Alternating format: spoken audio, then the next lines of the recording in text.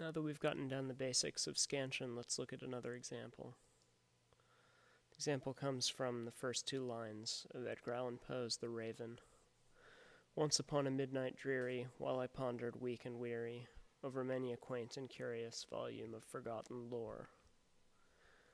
If we read this in the exaggerated way that we did Thanatopsis, we'll be able to tell the pattern of stresses in each line.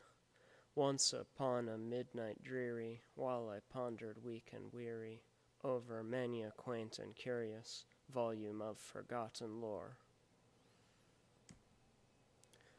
So if we count them up, we'll see that there are 8 stressed syllables in each line, therefore 8 feet, and therefore we know that the poem is in octameter. We've determined the meter of the poem.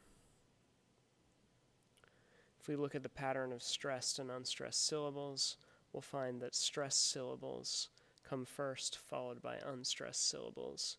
Again, more or less the reverse of an iamb, which is called a trochee.